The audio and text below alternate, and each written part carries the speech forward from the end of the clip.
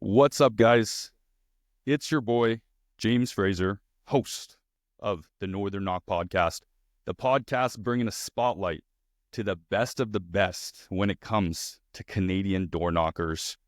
And we got a special guest today, one of the most anticipated guests on the show.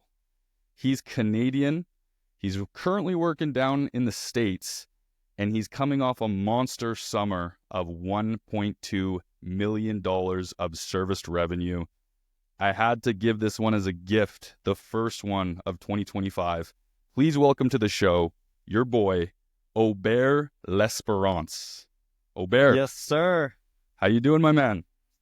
Great. Excited to be here. A long time coming, brother. Long time coming. Did I get the name right? Aubert L'Esperance? Absolutely. That'll work. Aubert L'Esperance pour les Québécois. Oh, wow. There you go, man. There you go. My man. All right. First question of the day, man.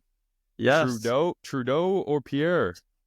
I'm going to plead the fifth, which for you Canadian boys is my right to remain silent. I'm gonna abstain from political commentary for the time being. But that's fair. Wise man. That's crazy. Stick to what you know, right? Of course. No, but let's run through your stats real quick, just so everyone knows who we're dealing with. Your first year selling pest control, you serviced 524 accounts, and you did $271,000 in serviced revenue. You then did your second year, 556 accounts, $676,000 of service revenue. And this past year, 2024, your third year, you did 896 serviced accounts, $1,190,000 and some change in serviced revenue. Is that correct? That is correct. Yes, sir. Insanity. What's really impressive is how many knocking days did you do 1.2 million plus in service revenue this past season? 98 knocking days. 98 knocking days. $1.2 million in 98 knocking days. That is it's nasty. It's fun math. It's fun math. Yeah. That's crazy, my man. Okay, so let's get into it. Super excited to talk to you. Just run me through your childhood, where you grew up, what were some things that happened in your childhood that rubbed off on you, which, translated to success in sales, and how did you get recruited? Talk to me. Yeah, absolutely. Yeah, grew up in Quebec, Sherbrooke, just outside Montreal, like an hour and a half outside Montreal. Dude, so much happened. For better or for worse, dude, I feel like my whole life kind of calloused me a little bit mentally to just get to a place where I can do hard things. Just wasn't a super cool kid growing up. Didn't have a lot of friends, never had cool hobbies, never was popular. And so, yeah, dude, I learned to live in my head quite a bit and just was persistent, played soccer, pretty competitive. I was a tiny guy, short, skinny, high-pitched voice. Not a compelling value proposition as a teenage boy, but yeah, man, I just, I've always been super perseverant, determined, disciplined about stuff I care about, worked hard. Came to the States when I was 18 years old, did college. I did college really fast. I did in like 2 years because I wanted to get out there and work and kind of get experience. And I worked a corporate job for a year. Didn't like that. Turned out that doesn't match my personality super well, the 9-to-5 cubicle, work with the same 5 people type environment. And so quit that. I had a friend that was doing pest control in Florida. And so that was my rookie summer in 2020. He was just a close friend of mine. And so I was kind of a lay down. Honestly, I just hit him up. I was like, hey, dude, I want to do this. How do we make this happen? He walked me through the pay scale, walked me through all of it. And I was like, cool, let's send it. And so, yeah, a month later, I was out on the doors knocking, and rest is history. So, yeah, man, it's been a fun ride. Incredible, man. Incredible. So you started sales fairly late in life. Yeah. Is that right? So how old were you when you got into sales? Yeah, so I did my first summer in 2020. I was 24. 24. Yeah. Knocked my first door at 24. Actually, that's not true. We were talking about this off the pod earlier. I did have prior experience. I knocked all of 5 days in Calgary for Vivid in 2017, and I was soft. I was very soft and quit. Yeah. So I guess I would have been however old I was back then, 21. I knocked my first door, but yeah. Well, thank God you gave it another shot, hey? Imagine. Yeah, Imagine if that was your door-to-door career. Yup. Yeah. Okay, so one thing that stands out right away is you had a massive jump. Let's talk about the first jump, actually. 524 accounts your first year, 271K. And then your second year, close to the same amount of accounts, 556 accounts, you did 670K in revenue, hit a golden door. So obviously ACV was a big factor. For sure. So how did you change that ACV? You know, me personally, I find it difficult to kind of revolutionize my price drop where there's the next year I'm able just to have that bump. I find I'm always going into kind of old habits. So how were you able just to be disciplined and completely kind of revolutionize your price drop and change that ACV? Yeah, man. So I'll say two things on that because the devil's in the details. And at first glance, when you look at it, you say, okay, 524 accounts my first summer, 556 my second. The reality is, though, my first summer, I knocked for like almost 5 months. My second summer, I knocked for like 3.5. So my volume actually per day went up dramatically from my first to my golden door summer, or my first golden door summer. And there's a lot to that because my golden door summer itself didn't quite look the same either.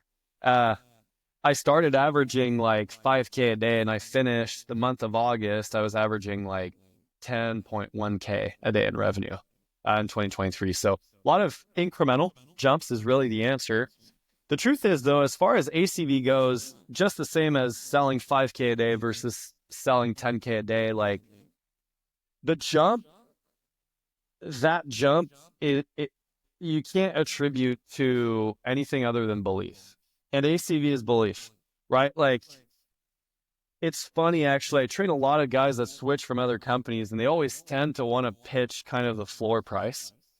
And a lot of that has to do with belief, where I believe that the product that I sell, the service, is absolutely worth $1,200, $1,300, $1,400 a year. So there is something to be said about product market fit, right? And finding the right customer for the right package. We do have a lot of packages that Aptive, which is helpful. Like, I'm not just price gouging. We do come to their home a lot more often, and so that helps. But really, at the root of it, it's belief. And we can get into that. But the reality is, dude, like, homeowners will spend money on a lot of stuff that's completely meaningless.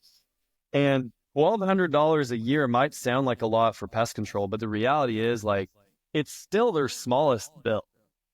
And so I think that the ability for me to upcharge and upsell it is there because I just know that out of all the categories of expenses people have that own a home, $1,200 a year it's basically immaterial.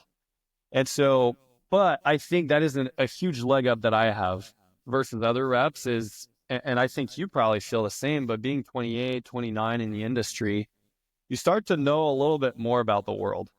Where when you're 20 or 21, $1,200 to you sounds like a lot, but then the older you get, the more expenses you have, the more bills you have to pay. You start to realize that $1,200 ACV is not really that much of a stretch. Yeah, 100%.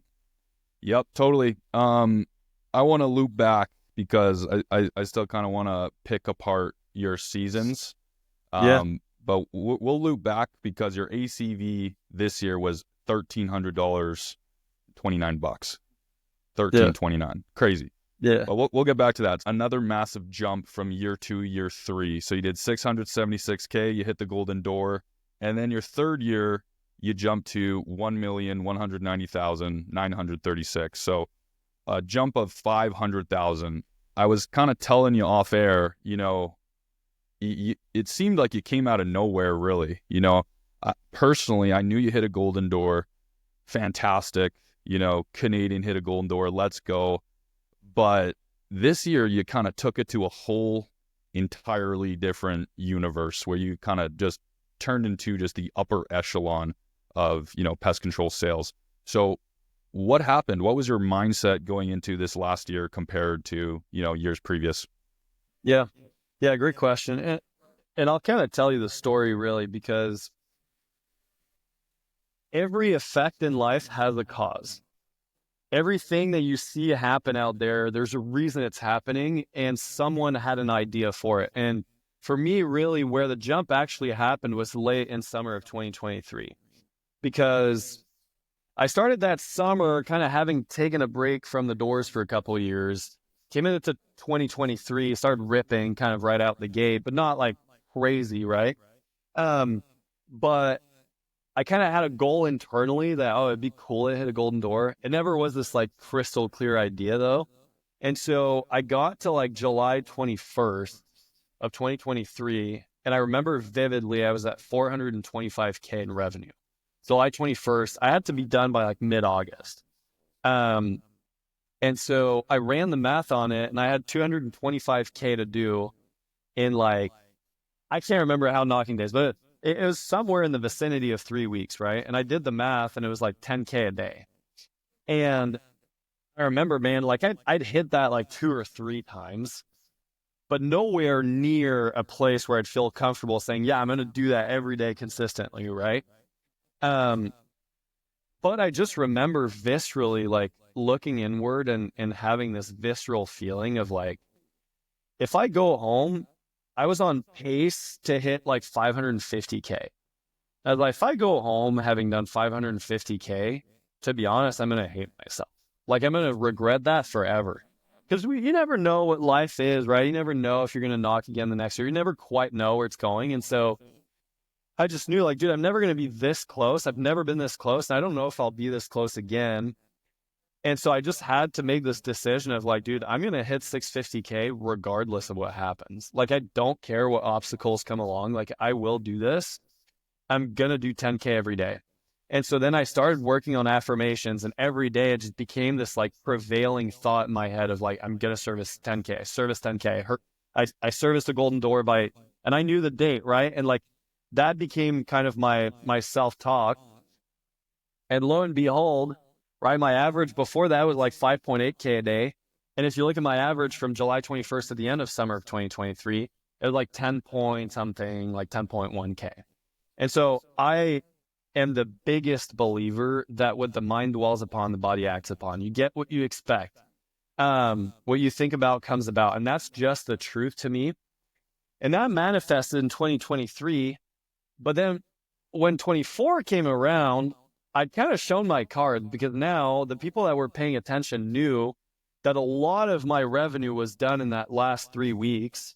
And that's really when I popped off, like internally at Aptive. That's where I really kind of came to light. And so, I just knew coming into 2024, like a lot of people would ask me what my goal was, and I'm never big on sharing my goals. I just know what I'm going to do. And I think talk is cheap in this industry, so I'd rather just go do it. But I knew, right, I had a track record of hitting 10K a day. And so for me, it was like, dude, like on a deep level, once I know what I'm capable of on a day-to-day basis, it's not acceptable for me to do any less than that. And I also had some awareness that like everyone at Aptive now is looking at me and saying, okay, like he's kind of the pace setter and the trend setter. I knew a lot of people in the industry were looking at me kind of coming into the summer. And so to me, man, I take a lot of pride in the work that I do. I take a lot of pride in people looking up to me and setting a standard and raising the bar and setting a vision. And yeah, it's played out pretty well. That I would say that's been the biggest factor coming into this year, was just like, dude, there's an expectation. I'm a guy that delivers. And so I'm going to go deliver on that. I love it, man. That's powerful. Does what he says. Success doesn't shout. I love it, man. Okay, so what were some of the things that you did? Is it all just self-belief? Sounds like you're big on affirmations. Were you doing a lot of that in the preseason leading into the season? What was kind of your routine that you had leading into the season, before the start? Yeah, absolutely. So I'm a massive, massive believer in self-belief. I kind of had a pendulum swing between 23 and 24, right? Because if you listen to any podcast, anything I did after 23, I was like, dude, it's all belief, it's all affirmations, it's all this, it's all that, right? Because that, for me, going back to my childhood, like I never had any self-belief, dude.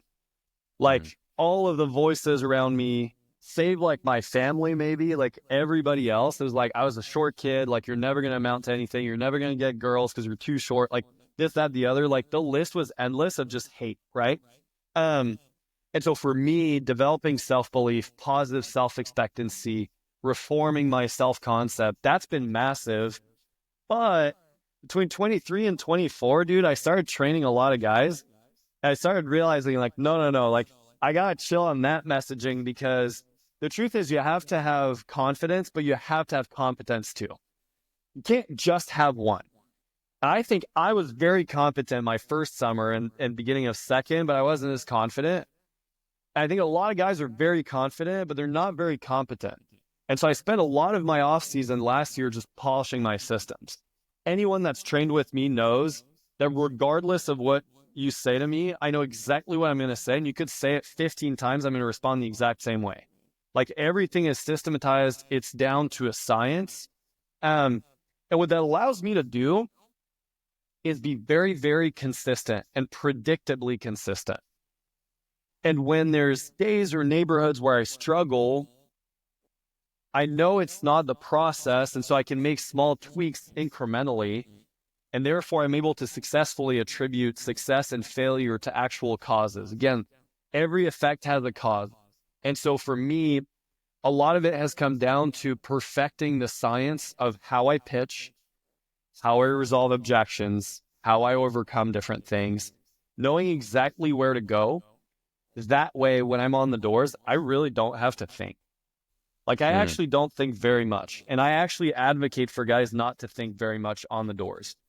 Reflection, introspection, that's a great activity for off the doors and like the off season. But when you're on the doors, dude, it's game time. Like it's not time to start drafting the plays and figuring out like, okay, like how do we run this? You should know that going into the summer and going into the day. And so I'd say that the biggest reason for my jump is systems. I've gotten real dialed on everything I'm going to say, how I'm going to say it, when I'm going to say it, why I'm going to say it, who I'm going to say it to, how am I going to respond to this objection for this kind of customer versus that kind of customer. Like there's no guesswork anymore. There really isn't. So on that note, did you take some of your preseason? Are you sitting down at a desk alone writing this stuff out? Are you getting your training in through training other reps? Like what is your kind of training process, or is it just through trial and error? Like how did you dial in these, scripts? Yeah, good question. Two answers to that. I'd say number one, yes, there's for sure value in training reps, but the truth is your reps are not going to help you level up. Unless they're better than you, they're not going to help you sell more, most likely. Now, there is kind of an incidental effect of training that happens, which is that when you start training a lot of reps, that kind of holds you accountable to having a process. Because if you're talking out of your reps are going to pick up on that. And if you can't train them, then that's going to be a problem. And so I think what happens is a lot of guys benefit from training their reps, because it's kind of the first time they've had exposure to, oh crap, I need to have a system. And so that forces them to develop a system. That system might not be all that good, but having a system is better than none, even if it's not the perfect system. So yes, for sure, training reps is helpful, but only to a point. I would say this is my process. There's not a lot of guys that I can go to and be like, okay, dude, like, how do I improve? There's not a whole lot of people that can mentor me to do better at this point. And that's not me tooting my own horn. That's just kind of the cold data, right? And so what I kind of have to do is the same thing that I talk to a lot of experienced reps about, which is realistically, if you were to look at last summer, like I'll even ask you, right? If you were to look at your last summer, you hit Golden Door, you did great. But if I were to say, hey, I'll give you $1,000 if you can list 5 things you could have done better. You could for sure find 5 things. You could probably find 10. You could probably find a lot more than that, right? So my point is, if you were to make a list of all of those items that you could have done better, and then you identify someone that's really good at all those things, don't reinvent the wheel, but find someone that's really good at those specific items, go devise a plan to do better at that item, and then put all of those together. And then next summer, right, have that plan and go work that plan every single day and execute perfectly on all of those items every day. Do you not think you're going to do exponentially better? Absolutely. So it's pretty self-explanatory, really, right? Like, one thing I've found is there's really no mystery to this. Anytime a rep's really good at something, I can listen to their pitch and figure out pretty quickly why they're really good at that. And when a rep kind of sucks at something, I can listen to their pitch and kind of figure out why they suck at that, right? There's really no mystery in any of this. To me, this is all one big equation, right? If you talk to more people and you're better at this objection, you're better at that objection, you do this, if you can, it's all just a lot of tiny little levers that compound to a really big outcome. And so if you can get really good at identifying, first of all, what all the different variables are and inputs to that equation, and then you can get really good at tweaking those effectively, then you're going to do better. Like, there's really no secret sauce. Yeah, no, I love this. Okay, amazing. And we're going to get into later about what some of your strengths are and kind of jam about that for a little bit, get a little bit more tactical. But for now, I want to stay on this monster summer that you have. So, during the summer, you're training, you're doing your affirmations, you're getting ready, you have, a deep inner self-belief, you got to perform. Rubber hits the road day one. Like, what does your day-to-day look like? Tell me about a day in the life of Aubert L'Esperance, crushing the summer. Yeah, absolutely. So in the past, and I'll speak to the past, right? Because everyone always likes to talk about kind of their ideal, this is what it looks like. What it really looks like, though, is in the past, I haven't had a ton of reps. That changed this year. That's going to be vastly different. But in the past, man, like, I think people overcomplicate this a lot. For me, I wake up in the morning, I'll get a little workout in, just try to get some juices flowing. I actually don't eat breakfast or lunch just because I'm super obsessive. I've always been that way. Like, I'm one-track minded. And so for me, like, I wake up, I'm anxious to go and like get it done. And so I'll just wake up, I'll look at my area for the day. I'll kind of look at like what go backs I might have from the last day, try to strategize how I'm going to knock. And I just go knock. Like, again, to the point of, I turn my brain off. Like, some guys will find a ton of value in like, cold plunge or sauna or red light or this, that, the other, or I have to have this productivity routine. I have to do this. I have to do that. For me, man, like, this is pretty simple. Like, I'm really polished at my craft. The best thing I can do is go do that craft. And so I actually try to remove anything out of my routine that is a deterrent or a distraction from going out and getting it done. Time to area is king, in my opinion. Yep. I agree. I was talking about this on the last podcast. It's almost like a misconception. Top performers, there's not much time to do really anything else when you have something that you're going after. So obsessive, that takes so much energy. It's almost like if you put energy into, a cold plunge or going on a run or a big workout, you're just taking energy from, you going out there on the doors, getting it done. So well, what? Dude, go on. Beyond the taking energy away from it, there's a really kind of like pernicious effect. That's really there's an untold story about the routine, which is that when guys have this really, really disciplined routine, they start to attribute their success to their routine, which actually takes away from your self-belief.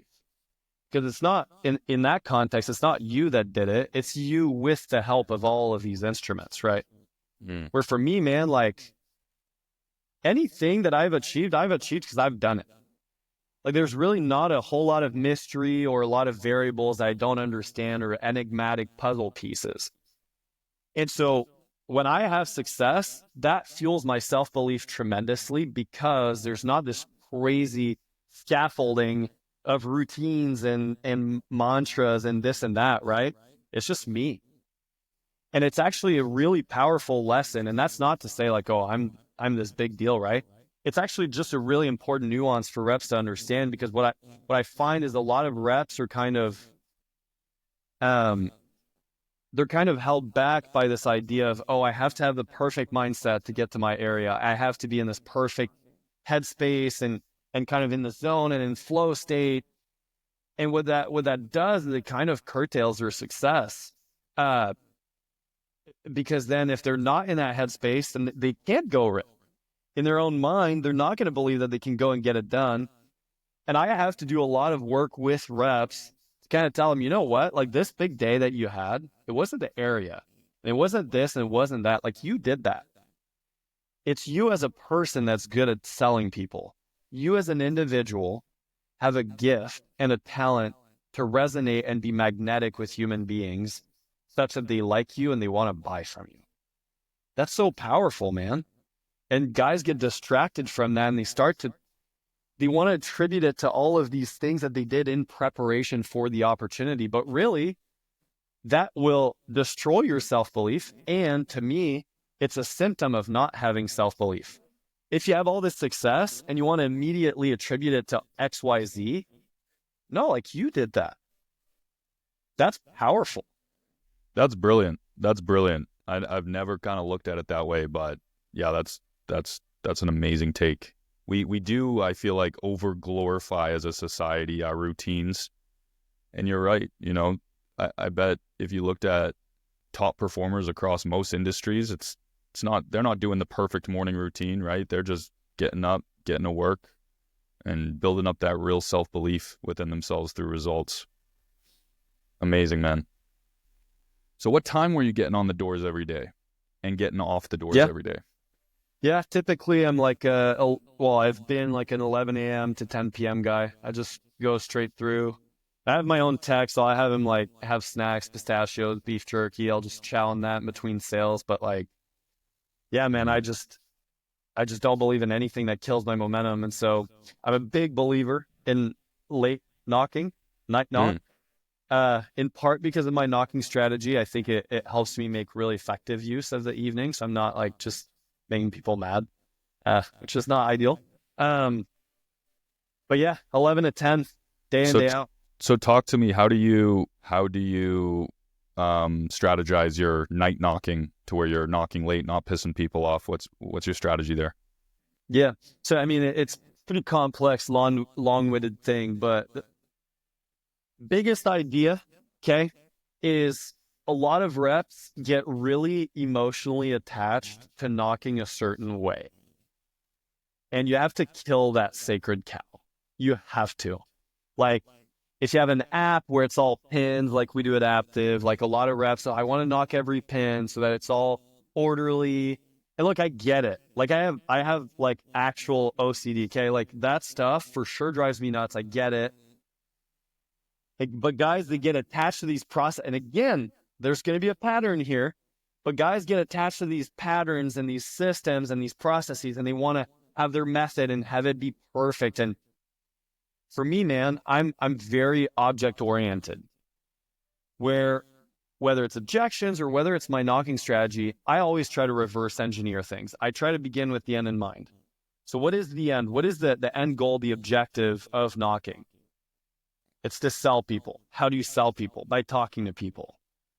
So for me, and I think for any rep that's like remotely good at selling, that has like a decent closing ratio, actually the worst thing you can do every day is not be talking to people. Anything you do that is keeping you from being in front of a human being is very bad. That is the worst thing you could do. So for me, man, I've built a whole knocking strategy that's entirely reverse engineered around the idea of how do I get in front of more people?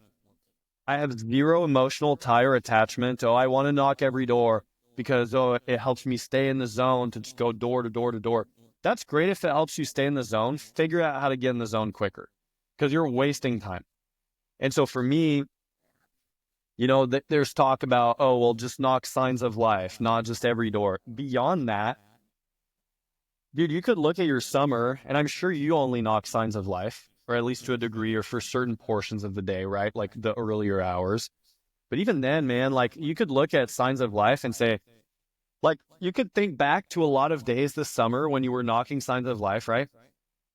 And if I were there with you and I kind of like tapped your shoulder and I was like, do you really think someone's home right now at that house? Probably not. Right? There's a car in the driveway. Yeah, but it's like on the other side and there's like tracks, right? If someone has a garage and the door's on this side, right? That means the car they pull in, the daily driver is either going to be on this side in the driveway or it's going to be in the garage on that same side. So if there's a car on the other side of the driveway, that means nothing at all. That's not a sign of life. So like when you think about these things actively, proactively, then like, yeah, that makes sense. But knocking hours, oftentimes guys will see, right? Like a car in the driveway and they're like, oh, sign of life. And they go. Really, the approach that I've kind of pivoted to, and I'd encourage any rep to do this because, number one, this is free game. Okay, this is free sauce. This is also good because it's just going to help homeowners be less annoyed at solicitors in general, which I will benefit from. So I would love this. But my strategy is, hey, James, if I were to give you $100,000, if the next door you knock, someone answers, you would find someone. Oh, yeah. You would not mess that up, right? Yep. And the truth is, dude, if you approached every day that way, the entire summer, that would probably add up to not that far from $100,000. So do that every door the entire summer. Yeah, that's amazing. So you kind of, like, I don't know if this is the right word, but almost obsess over FaceTime. Like you're obsessive over it. Like, absolutely. So when you knock a door, nobody answers. It's kind of like a big deal for you. Like, oh my gosh, like, crap, that was a waste. Wow, that's powerful. And so on the doors, dude, I knock. I wait like 20 seconds. I knock again, and if I'm not hearing something, I'm out of there. I'm walking away right away, like right after I knock. If I don't hear a response, because worst case scenario is they're gonna come out, and I'm like already gone, and then I'm like, oh my bad, I'm like a little too quick, and then I can make a joke out of it, and it's fine, right? Right. But the truth is, that sounds like a small, insignificant detail, but the devil's in the details. And the truth is, right, most reps, and you know this because we're all guilty of this sometimes, you go knock a door, you kind of wait, you get a text from like a rep or some girl, you're like looking, kind of like texting back, then you're like, oh crap, I'm on a doorstep, you're like totally dissociated, then you like knock again, you wait again, another like 30 seconds, minute. Okay, so that's like 90 to 120 seconds. If you can cut that down to 30 seconds per door, what do you think that does over the whole summer? Right. Again, there's no mystery to this. If you want to sell a lot of people every day, you have to talk to a lot of people every day. Amazing, man. Amazing. So how many people were you talking to per day? Were you tracking that number? Yeah, absolutely. So on average, I'll average around 50 to 60 decision makers per day. I would say if your closing ratio is lower than mine, then you should probably be talking to a lot more. The reason I only talk to 50 to 60 like actively per day is because I'm selling them. There's a decent amount of days I'm talking to people pretty much the whole day. Like, yeah. So I absolutely do track that. I track everything, by the way. Like nothing. Here's the truth, dude. This job is so variable. There's so much that's outside of our control. It's irresponsible to leave anything up to chance that you can control. It's irresponsible. So you should be tracking absolutely everything. The number of knocks, the number of decision makers, the number of no's you get, why they say no. Because then once you can statisticize all of this, right, then it's no longer, oh, I'm bad at this or I'm bad at that or, oh, this neighborhood or this. No, it's all data.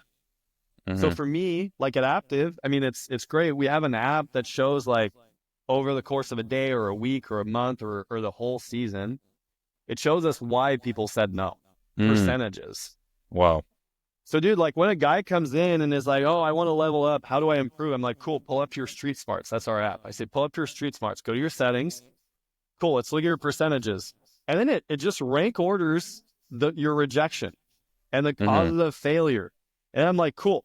If 20% of your no's come from a DIYer, then if you can get 10% better at that and you talk to 50 people a day, that means you'll get one more sale per day. Mm-hmm. I'm pretty sure I did the math right on that. But realistically, right, like you can control a lot more than you realize. And what it starts to do is it starts to, once you demystify why you win or why you lose, it makes it way less emotional.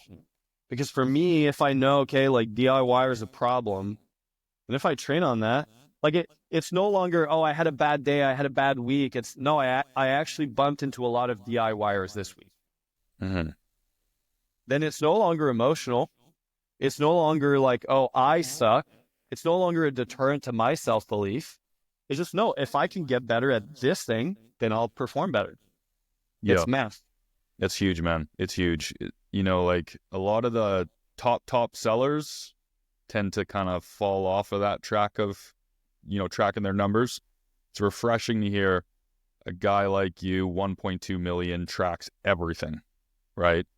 I did that this summer, not to the degree that you're talking about, but just simply, and I think it's important for people to hear this, just simply the act of just tracking doors knocked, people talked to, price drops, close, like just the simple stuff. It does change everything for you. It takes all the emotion out of the job, right? It absolutely does. Mm-hmm. And the thing is, right, again, what the mind dwells upon, the body acts upon. If you start to track your stats, lo and behold, you start to perform better. Because all of a sudden, your stats are something you're actually paying attention to. Anything you pay attention to, the brain has miraculous ways of improving those pathways and yielding a better result. Yep. What you think about comes about. You get what you expect. What the mind dwells upon, the body acts upon. Love that. I love that. And it's what it truly is the practice of focusing on the inputs. You hear it all the time, but that's the true act of focusing on your inputs, you know, tracking that sort of stuff, right? Absolutely. Okay, great. So let's go quickly touch on night knocking. You didn't quite touch on it. So yeah, is it just FaceTime at night? Like, are you scheduling all your callbacks, or are you just walking, you know, 2-3 blocks looking for lights on, garage open? Like, how are you actively selling pitch black night post 8:30 p.m.? Yeah. The key to effective night knocking is better day knocking. Because the truth is, I actually didn't used to be a fan of night knocking because I hate bothering people. I don't like rejection. I don't want people to be mean to me. I don't want to piss them off. I don't want to wake their kids up. The way I got better at night knocking is because I started to, again, audit why do I dislike night knocking. And the reason why is because if you're blindly knocking a door just because there's a light on, but you don't really know what's going on, if you don't know what you're knocking, you should probably not knock it. And so for me, the way that I knock better at night is I try to get as much data about that door during the daytime. And so whatever my area is, my general area management principle is I'm never knocking a door if I don't feel quite confident someone's there, which means I'm actually going around my entire area many times during the day. Like 7, 8, 9 times around the whole thing. Wow. And my philosophy is, okay, I'll talk to all the most obvious signs of life the first time. Then the second time, I'll knock any new signs, right? Because I'm taking notes. And so now, because I didn't knock every door, I know what changed because now I see a door and I'm like, oh, there's a car there. And I didn't knock it, which means it wasn't there the first time. So now I can figure out incrementally what's new about my area. So I start to track some of the behavior in my area. As I do this time and time again, eventually I'll run out of new signs of life. And so then I start to broaden my net a little bit. Okay, a little less obvious sign of life. Like maybe there's a car, but it's like kind of off to the side where the first time I ignored it because I'm like, probably not a sign of life. Now I'll go knock that one. But I discriminate extremely aggressively against signs of life initially and then start to kind of relax my threshold of tolerance. So what happens is, again, I'll go through the neighborhood 5, 6, 7 times before like 6. And so now I know a lot about the neighborhood when it starts to get to the evening hours. So I can maximize my time talking to the decision makers, talking to the people, getting the deals, working the bandwagon so that when it's actually dark, Now, dude, I know everything about my area. Mm-hmm. Anything that's new, there's no way if there's a car in the driveway that I don't know if it was there and what time it got there. Like, I know what time people got home. I know a lot. And what that does is two things. Number one, I'm way less likely to piss someone off because I'll find the people that just got home, usually within 30 minutes of them getting home. The other thing it does is, the feeling you get in your stomach when you're knocking like a totally unknown door at night. Not great. I don't have that feeling because I know the doors. I know what I'm walking into. So it's kind of like when you have a strong bandwagon, everybody has ants, everyone has ants, or everyone has mice because of the field or whatever, right? Like, some about that house. You're way more confident going and knocking on the door. Mm-hmm. So that's how I feel going to every door at night because I know Mm-hmm. so much about that neighborhood. But the Mm-hmm. key to doing that at night and knocking better at night is knocking better earlier in the daytime. Mm-hmm. I love that. Amazing. Okay. How did you break up your day? So were you kind of playing the game of, okay, it's 9 to noon. I'm going to try to sell 12 to 3. Like, how did you personally like to break up your day? Did you do that? Or were you just, trying to talk to people? I don't really believe in that because that's where, like, dude, I've had so many days where I have 0 deals until like 5 p.m. and then I rip 12. Mm-hmm. So if I measured my success based off of, how many deals do I have before noon or before 3, dude, that's discouraging. Like, that's totally outside of my control. Mm-hmm. Of course, I try to build energy and momentum as much as possible earlier on in the day. But again, like, those kinds of things, dude, like, that's the outputs. I have no control over that. What I can control, though, is how quickly do I run in the next door? How fast am I qualifying? How persistent? How well am I sticking to my actual flow, my word tracks? Like, I just don't get lazy. And to me, I've actually found that it's extremely liberating for me personally to not break up my day, because then I just view the whole thing as one game. If you judge a basketball game by the first quarter or the second quarter, you're hooked. Like, that is not how basketball works. Mm-hmm. You have to look at the big picture. The games that call it quits in quarter 3 because they're up, they lose. That's not how you play. Mm-hmm. You play for the final whistle. That's all I care about. Awesome. Okay, so you're in a company with 2,300 guys. Yep. How are you using the leaderboard to your advantage? Do you check it? Do you not check it? Do you get a couple sales and then check it? What's your strategy there? Yeah, good question, man. I'd say it depends. This is funny because this is copy paste of Calvin Escobedo said something similar on the landing pad. But dude, for me, if I'm down and someone is like up that I feel is not as good as me, that throws me off. Like, that will get me in my feelings, then I can't sell. I think a key to me being able to sell well is just getting saucy. Like, I have to feel confident. I have to feel good. So until I've got a couple of deals and I feel like I'm in a place where I now feel like, okay, I'm going to have a good day, I'm not really looking at the leaderboard.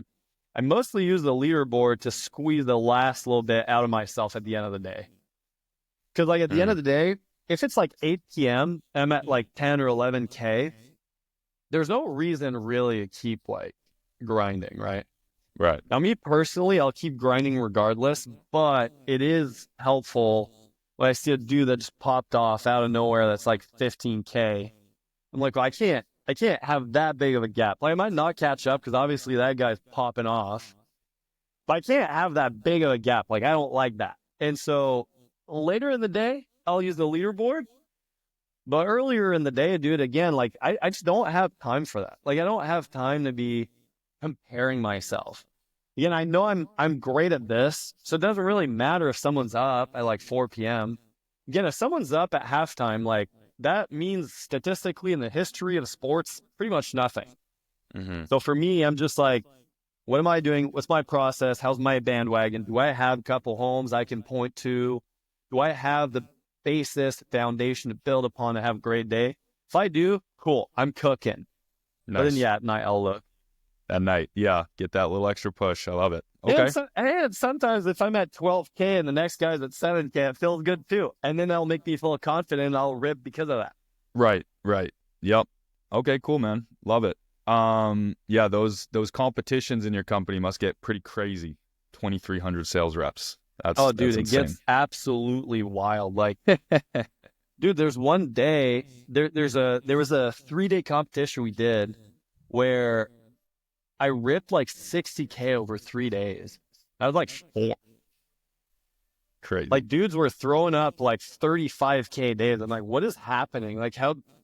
But yeah, I don't know. I don't get that fired up by competitions personally, just because for me, this is my hobby, man. This is my sport. And so for me, like, I don't get that fired up from someone else performing. It's always a me versus me. The only thing that motivates me about competitions is that some guys are motivated by them and they throw up these huge numbers, and that just builds my belief. right. Like when I saw Hunter Horn go and rip 100K in a week, I Yeah, was like, dude, that's insane. I've got some work to do, right? Like I actually did like 85 or 90K that week, but no one knew that because he did 100K, right? And so that just builds my belief. Like, I love it. Talk to me about what was your biggest day? Talk to me about your biggest day. How many did you sell? What was it like? Yeah, I think I did 24K. It was like 22 accounts. It was a Saturday. It was an area that I'd been to way earlier in the summer. So that was like in August, like mid-August somewhere, or early August. I'd knocked that area before in the summer, but it had just been knocked. It was just like not great vibes. Like, I sold in it, but it was like not that ideal. But I went back on a Saturday, and it was like that point in the summer where I just felt like the man, you know? I just felt good. Weather was ideal, just perfect. So I felt great physically, had a good breakfast, good workout. And yeah, dude, I got to area like 8:30, a little earlier than I usually do on a Saturday. Usually it's like 9:15, you know? Yep. Got there 8:30. I sold like 4 out of the first 6 people I sold to, or I talked to. And so I was like, all right, at this point, like, I have to make this my biggest day. Yeah. And so then it was like, usually, you know, my goal is like, okay, I got to get to 10K, got to get to 12 or 15K. Like, that's kind of my daily goal. But then it was like, no, I got to get to 15K by 4. Because I'm at like 7K and it's like it's like 9:30 a.m. Crazy. Like, I can't have a usual day, right? But again, dude, like, what you think about comes about. And so like that just reframed my point of reference. I just started working the bandwagon. It's like the last like 5 or 10 deals, dude, like, it's all bandwagon. It's all, I just pull up and there's no question in anyone's mind whether I'm the man or not. Like, I'm just going to get it done. It's like, dude, honestly, you may have objections. It doesn't matter at this point. We're just going to get this done one way or another. And it's like, dude, when someone pulls up, like, rolls up on you with that kind of self-belief, there's literally nothing you can do. There's nothing you can do at all. That's confidence. That's confidence right there. Yeah, but I sold my last one. I think it was like 10:15 or 10:30 or something. Wow. Yeah. Because again, confidence, right? I can't offend anybody. It's like, dude, I'm a professional. I'm doing my job here. Yeah. Yeah. No, that's an amazing one. Okay. Now let's get into your ACV. 1329. Incredible, mind-boggling for me. My ACV, just to give everybody reference who's not in pest control, was 780, I believe. So almost double. So how did you do that? Yeah, I mean, I think, again, a few things. Number one, understanding that it's not that much money to most homeowners in America. It really isn't. It's a very small expense category. It's not that big of a deal. Number two, me believing that it's worthwhile. Okay. Which I, in my own personal life, will spend extra to get the best. Always. I believe we have the best service in the industry. And so for me, it's not hard to communicate that to the customer. I also know the specifics of why we're the best and why we do better. Being educated kind of removes the need for guesswork around, is it worth it or not? I'd say too that, yeah, just belief about money allows me to pitch these higher price points. Now, that being said, it's not all just belief, right? there's some real practical elements to pricing, which one of them is just the package mix. Out of anyone at Aptive, I'm pretty sure I was the one that sold the most of our highest package, which our packages are tiered by frequency. So we have a quarterly, we've got kind of a bi-monthly, and then we've got one where we service the house 9 times the first year. Mm-hmm. So 1,300 sounds crazy, but when you divide it by 9, it's not that crazy. Right. All of a sudden, right, it's like $140 a pop per treatment, which is actually pretty average for most guys at most companies. They'll sell like 160, 180 per treatment. Yeah. So honestly, a lot of it's just an ode to Aptive's package mix and product mix where we have the ability to do that.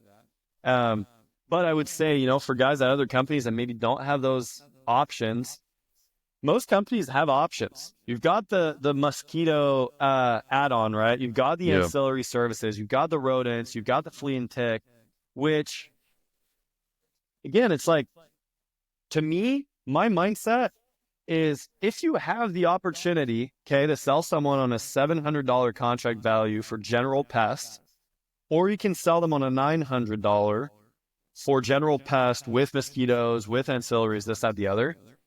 I actually think that the moral choice, the better moral option is to sell them the bigger package. For sure. Because they're only paying like 20% more, 15% more, but they're getting disproportionately more in terms of benefit, value, satisfaction to them. Again, think of the problem you're trying to solve for the customer. They just want to get rid of the bugs. They'll pay a little extra to get a lot extra.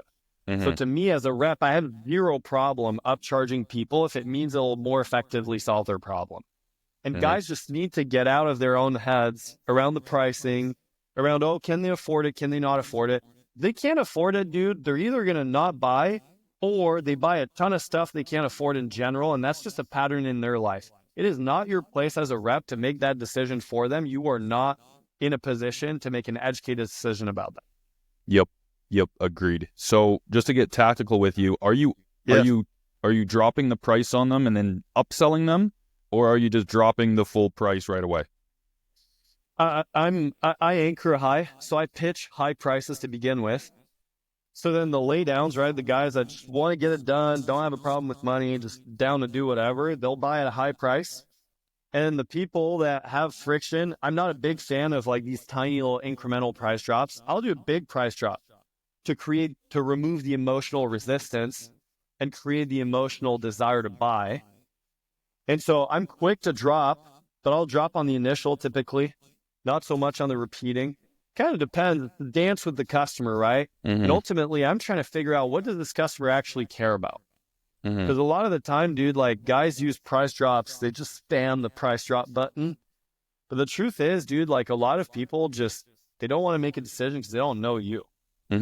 So a lot of the equation, a lot of the formula to getting a higher ACV is actually to just be more trustworthy. It's just to be more confident, be more of an expert, be more capable of educating them on their options, which is a conversation I can have with an experienced rep like you, right? But a lot of rookies just default to price drops because they really don't know what they're selling. Right. You should get educated what you're selling. So that when the customer says, I don't know if it's worth it. No, it's worth it. Here's why. Here's what other companies will do. Here's what I'll do. Now, I do charge you more, but here's all the benefit you're getting extra. I will do this, though. Since you are giving me a shot, I'll kind of meet you in the middle price-wise and do this. Customers will buy at a higher price point if they feel like the value's there. And so a lot of it just has to do with you, man. You got to get the guy to trust you or the gal to trust you. You got to be trustworthy in the first place. And then it just happens. Yeah, I love it. So just curious, your guys' 9 visit program. Yeah. What is that, like every 6 weeks? So it's something like, hey, we come out every 6 weeks. It's going to be, $150 a piece, something like that, right? Yeah, somewhere in there. So we aggregate them a little bit more towards the summer months. So they get more frequent treatments in the summer, April through October, and then less frequent in the winter months. That's just how we've built it. Okay. Again, there's value in that to the customer too. They like that they're getting more for their money when they need it. Yeah. Yeah. No, But again, it's like, I also would say though that although we're getting technical and tactical on it, I would bet you my entire lifetime earnings that I could come to any company. I could go to Aveda. I could go anywhere. I could go to Vantage, Canada, and I would have the highest ACV there. Yeah. Because ACV is not just a function of the frequency. It's a function of, do you believe it's worth it? Can you get them to believe it's worth it? Is it worth it in the first place, right? But a lot of that, man, it has to do with, if you're an expert, you're an expert. Mm-hmm. Like, you're not going to go to the restaurant, see the menu, and say, oh, it's not worth that. Mm-hmm. It's the price that's on the menu is the price you're going to pay. Mm-hmm. But we have this mindset as reps that, oh, it's highly negotiable, because it is to a degree. The customer doesn't always know that, right? And the reason they can sense it is oftentimes because the rep's just not that much of an expert. Right. If you come with confidence, with expertise, with competence, you can keep a high ACV with very little friction action. And you feel like, obviously, like you're not losing out on sales, dropping a price so high. Absolutely not. No, because because again, right? Like, I'll give you what customers will say if I pitch too high for that customer, having misgauged their interest, is I'll drop the price on them, and they'll say, oh, that's way too much. What would you say? Sorry, you dropped the price on what would I say to you? I would say you're the rep. You're the rep. I'm a customer. I say, oh, that's way, you say the regular price, okay? I say, oh, right. That's way too much. Yeah, I'd say, yeah, it is what it is. Then you'll go to a price drop, right? That's kind of what happens. What I can do for you, right? We got 2 spots left. Really helps, filling up our trucks. Here's what I can do. I drop that's what everyone does. That's what everyone does. Of course. What I'll do though is I understand that the reason the customer is saying this, too much is always relative. It's too much for the value. So I need to reframe the value in their mind so that they understand the price and why it's appropriate. So generally, when I'm closing and someone says, oh, it's way too much, I'll say, yeah, have you priced out pest control before? Cool. So here's what most companies will do, right? So I have a lot of competitors in this area. They'll charge you this. So it's lower than me. Here's what they won't do, though, is do all of this. This that I'm doing. To be honest, if I'm you, I want this. That's actually the biggest reason I would buy, is these things. So it's worth the price. That being said, and then I'll do a price drop, but my price drop now can be so minimal. Man, that's because it's so mitigated by all this value, right? Dude, the truth is, like, they're not objecting to the price universally. They paid that price for something else. They just don't think that what you're saying is worth it. So now you just need to help them understand why it's worth it. Does that make sense? And I think there's so much power in, saying, like, hey, have you priced pest control out, and showing them the other options, showing them here's what we do. Standing your ground, because what does that say to the customer? I'm the expert, and the I'm trust, in control of this interact. Absolutely. Yeah. They're not going to think you're an expert if you're not an expert. If you're an expert, act like an expert and educate them. Because so many people, like, throughout the summertime will tell you, hey, James, I haven't looked at any other companies. Like, is this kind of like the going rate? But there's so many others that, don't have the trust to tell you that. So what they're thinking that, though, the whole time is, I got to check all this stuff out. Absolutely. Yeah. No, that's so powerful. To be honest, I just don't believe that a price concern is truly a concern about price. It's always a price to quality. Always. Yeah. That's all it is. Okay. This game, that's what the whole price game is. There's price and there's value. The second it's the scale. The second the scale tilts in favor of value, and they feel like the value outweighs the price, they will buy. So you can do 2 things to make that tip. You can lower the price, which is what everyone kind of defaults to, or you can add value. You don't have to drop your price all the time. Right. No, that's so fire, man. Yep, I definitely am guilty, and I think a lot of people on this call are guilty of you're right, just going straight to that price drop. It's like almost like it's coming, right? Oh, I'm going to get a no. Okay, perfect. Let me drop the price. Let me do it again. Then you got to $600 contract, right? Let me give you some free game. Someone says, "Oh, it's too expensive." How do you know if you should drop the initial or the recurring? And you know, it's a great question to ask. If you're not going to do the comparison game or whatever, if it comes up a little bit later, like if I've resolved a couple objections, they're still kind of bucking on price. Now I know, okay, they see the value, but there's maybe a real price concern. They say, yeah, it's too expensive. Yeah, I appreciate you. I'll say, I appreciate you being transparent with me. If you don't mind me asking, is that just right now or in general? Because then what does that tell me? Are they always concerned about money? Is money just tight and they just can't afford this? Or will the price drop be effective? Because if it's just in general, you got to play that game different. Okay. But again, this is the thing, man, is people operate out of habits. And they don't do a very good job of selecting their habits. And so they end up with habits that really don't serve them.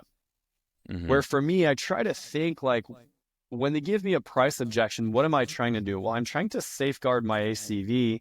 I'm also trying to get them to buy as quickly as possible, meaning without giving me a ton more objections, because that creates friction and it just like kind of sours the vibe. My habits are intentional. There's nothing in my process that's left to chance. So back to your question earlier, right? Of how do I kind of revise my process, my word tracks, this and that. I've done this for every objection. I've sat down and written down all of the objections and what I currently say. And I'd be willing to bet that there's things that you say on the doors that you yourself are not even that much of a fan of. Like if someone were to say that to you, it wouldn't really land. A great example for me is the spouse objection. Like people will say, yeah, I need to talk to my wife. And I'll say, yeah, well, if your wife's like most women, she probably wants the bugs gone, a good deal, right? I think that's atrociously douchey. It's so misogynistic, and it's just also not true a lot of the time, right?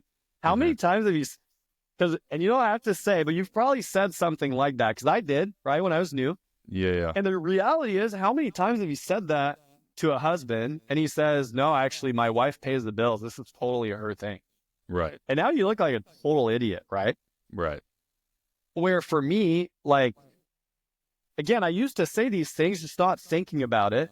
When I started thinking, okay, cool, what would I want to hear, right? If I said, I want to talk to my wife, I'd be like, cool, I appreciate you guys make those decisions together. With that being said, if I made it a total no-brainer, would you be able to make that call? Right. Where I'm acknowledging that. So again, right? All of these objections, I sat down, I thought, does this make sense? Does this actually help me? Yeah. Is this going to create an interaction that I feel proud of? Is this how I would want someone to pitch my mother? Right. When you start to think intentionally about the way you talk and about your habits and about your processes, your outcomes are going to be vastly different, man. Yeah. I love that, man. Yeah. You're right. Sales objection handles, kind of the generic ones, it's all cheesy, isn't it? Or most of them are. Totally. So taking and some it's just time. not intentional. It's not something we've thought through. We've been told to say this, and I think there's value in that, right? Just having some default. But at some point, man, if you want to be in control of your outcomes and you want to perform at an extraordinary level, you can't do what the ordinary rep does. That doesn't make sense. Yep. If you want something that everybody doesn't get, you've got to do things that no one else is doing. Yep. So you have to be intentional. You have to think through this. Amazing, man. So much value I'm getting here. Okay. Give me your intro. Give me your first 30 seconds. Let's hear it. Yeah, kind of depends, to be honest, on the customer. Generally speaking, though, if I'm saucy, it'll look like this. We'll pretend this is my iPad. I'll knock. Hello? Hey, what's going on? You the boss? And then I just go right for a handshake. I go for a handshake. I say, Aubert, what's your name? James, nice to meet you. You've probably seen me quite a bit more than you care for at this point. So I do, let's see, I take care of, do you know John? You met John? Yeah, I know John. Yeah, he's got the Tesla. Cool. So John, and then, Matt. No, I don't know all the Matt. little kids. Okay, yeah, no, you're good. I'll throw a barbecue. So there's 17 homes. I'm their bug guy. Do you guys have a company for bugs or not yet? No, we don't. Okay, you'll be glad I stopped by. Since I'm here, I'm actually getting all of you guys done for way cheap. And then I go into my whole thing. But for me, this is the thing, man. People are at home doing whatever they're doing. They're not thrilled to have you there, okay? You've got to give them something to be excited about. You are responsible to bring energy to that interaction. Because if you're going through your day just feeling like, hey, how's it going? Good. Well, my name's Aubert. I'm with... Number one, that's not interesting for the customer. Number two, you're going to get bored. If I try to make the day fun, I try to bring energy, I try to bring entertainment to the people. Everyone wants to buy from someone that's happy and confident and enthusiastic. I could feel that, man. I could feel that, it makes you want to participate in the conversation, right? Absolutely. Because even if they don't want to buy, it's like, dude, I'm knocking on your door. The Aubert show's here. That's how I look at it. I'm like, I'm here. The show's here. Party's starting now. Yeah. And that just like, look, will it polarize some people? Sure. But those people I probably wouldn't sell anyway. They're probably just grouchy, right? I'm trying to find my people. So I'm bringing personality, I'm bringing energy. And the people who vibe with that, dude, even if they don't need pest control at all, those people are going to vibe with me and chances are I can sell them. Yeah. Yeah. I love that, man. The handshake, just getting them on the vibe, definitely increases your chances. It gives you more time to, build some value, hopefully, for them. But that was great. Okay, so what are some things that you do really well? And we'll wrap up here shortly, but just to get a little bit more tactical, a little bit more value out of you, what would be some of the things in your sales process that you feel you do, really well, besides your intro bringing, energy? Sure. Yeah, I mean, there's a lot of tactical things I could talk about. I think I'm probably one of the best in the game at switchovers. I am really, really, really good at switchovers. I think I'm very good at objection handling in general because, again, my process is super logical, methodical. I've thought through it. I feel extremely comfortable with the way I resolve objections, which allows me to look them in the eyes and feel confident that I'm actually answering their question and solving their problem. But beyond the kind of the tactical element, I'd say two things. I'd say number one, we're really good at staying focused. Like I really don't think about anything else the entire day other than the next door and selling and the person I'm talking to. I have actually unmatched focus. I feel totally confident there's not one person in the industry that's more dialed than me when it comes to focus. That's number one. And that just helps me to stay out of my head, stay out of, kind of like the distractions and just make more effective use of my time. The other thing I'd say too, and this is something that I just, especially in closing, I'd say to all the guys, at the end of the day, you're selling pest control, you're selling alarms, you're selling solar, whatever it is you're pushing, like, it's not that exciting, really. Like there's not that much that's that, enthusing or to be passionate about the product necessarily. Fall in love with people, man. Like, I think that I'm one of the best in the world at connecting with people. I can meet a total stranger and just get them to drop their guard and listen, like actually listen to me. And the reason for that is because I care. And not in a gimmicky, like, oh, I care about all my customers so much, but as a human being, when I knock a door and someone opens and it's someone I totally don't know, dude, I'm like a little dog wagging their tail. Like I'm stoked to be there. I'm happy to discover this person. I'm genuinely curious about the person that's in front of me. And that never gets old because you never know who you're going to talk to. Dude, get really good at like actually realizing what you're doing when you're knocking on a door. Like you're interrupting someone's day, but you have a unique opportunity to make that person's day just a little bit better by bringing a better vibe, kind of making them laugh, making them chuckle, even if you don't get the deal, creating a positive ambiance that's going to linger with them when they close the door and go back to what they're doing. Dude, if you think of the ripple butterfly effect of doing that for like hundreds of doors every day for hundreds of days, like you can actually make a pretty sizable dent in the world. And I am passionate about that. And I take that seriously. That's why my intro is the way it is. I want to make a difference in people's days and leave every door better than I found it. Goosebumps, man. Goosebumps. Very powerful. I love that. Okay. What advice would you give somebody who is trying to level up massively 2025, sort of like you did?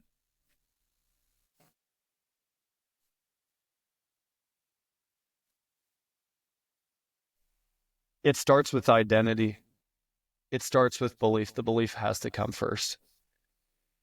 And I'd almost say these two things in one breath, but the reality is for you to hit this big goal, it's 400, 500K, 650, golden door, a million, whatever it is, you're going to have to do that. It's actually going to have to happen to you. And you can't have things happen in your life that are incompatible with your self-concept. So you have to believe that you are the kind of person that can do this before you can do this. So the belief has to come first. You have to do things that build tremendous amounts of self-belief, whether that's just training and becoming incredibly competent, affirmations, work on your self-esteem, therapy, whatever it is, right? You have to build the self-belief. But then, and in the same breath, for you to hit this big goal you're chasing, you are in fact going to have to hit this big goal. And it's such a hard concept to explain in words. But for you to do 650, you have to sell every single one of the accounts. Whether it's 650 accounts, or in your case, it was 750, 800 accounts. You had to go through the journey of selling each and every one of those accounts. You're going to have to do these things. And so you have to get really serious about, first of all, accepting that this is going to be your life and understanding how you're going to actually practically accomplish this. If nothing changes, nothing changes. If you had 200 accounts last summer, you're not going to have 600, 700, 800 accounts without some massive 3, 4x, 5x change in your process. Something's got to change. And it's not going to happen to you. You have to be the instigator and the catalyst for all the incremental changes that are going to get you there. And so I would advise the same thing I advised in the beginning, which is look at your last summer. Or if you're a rookie, right? Look at other things you've done in your life, or just look at the objective you have. What are all the different pieces that need to happen in order for you to do this? What are the number of doors that you need to knock? What are the number of people you need to talk to? What are the primary objections likely to be in the market you're going to? Or if you've sold before, what are the ones that you struggle with? What are all the objections that you get? How do you answer all of them? You're going to have to make these refinements to each and every component of your sales process.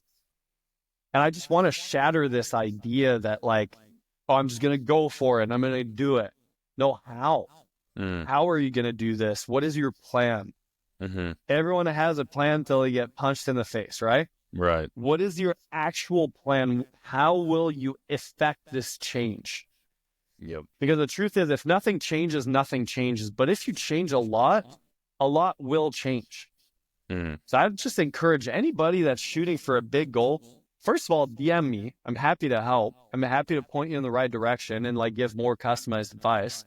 But the truth is, it's going to have to come from you. You are going to have to do the work. You are going to have to believe in yourself and believe that you're the person that is going to achieve that thing. And if I can shatter if I can kill one sacred cow, there is no mystery in any of this. None of it is up to chance or up to this nebulous thing. Inputs equals outputs. A plus B plus C plus D plus all of that equals Z. You have to change the process to change the outcome. It starts with you. Amazing advice, man. Amazing advice. No, I love that. And just to add on, you're right. Self-belief is massive, but also I just love the aspect of mapping out. You got to map it out, right? Like a lot of guys, oh, I'm going to hit a golden door this year. Okay, well, when are you starting? Well, I'm not sure, right? Okay, well, how many knocking days are you going to have? I don't know. Well, how many do you need to sell per day? I haven't figured that out. It's like, okay, well, what are we talking about then, right? Because you're Yeah. right. You get punched in the face. Day one, you go out there, you bagel, you sell one, and all of a sudden your goals change, right? Just because you Yep. haven't put in that work, right? But man, so much value on this podcast. You're an absolute G, man. Thank you so much for coming on. This podcast is going to help a lot of people. We went over tons of different topics, even myself personally, a lot of different things I'm going to implement and change going into this year. So I appreciate you coming on, man. What's your Instagram? Where can people find you? Just type in your name. Yeah, it's at Aubert L'Esperance. If you're Canadian, you should know somewhat how to spell that. If you're American, then just Good luck. figure it out in the bio somewhere. Yeah. All right, man. Well, I appreciate you, man. I'm looking forward to seeing you at Door to Door Con. And what's next? Parting words. What's next for Aubert L'Esperance? I know you want to stay quiet. Success doesn't shout. But can you disclose, are you going to be on the doors next year? To the moon, man. Absolutely. Yeah, I'm here for the long haul. I love the game. I'm not trying to get off the doors unless I have to one day. I love what I do. So I'll be in the trenches. Amazing, man. And do you have a goal that you want to disclose? I have a goal, not one that I want to disclose. Okay. Again, talk is cheap, especially in this industry. So see what happens. I love that, man. We'll be watching. We'll be watching up here in Canada. I'm sure you'll absolutely crush it. But thanks again for coming on the show, my man. You bet, man. Thanks for having me. All right. Take care.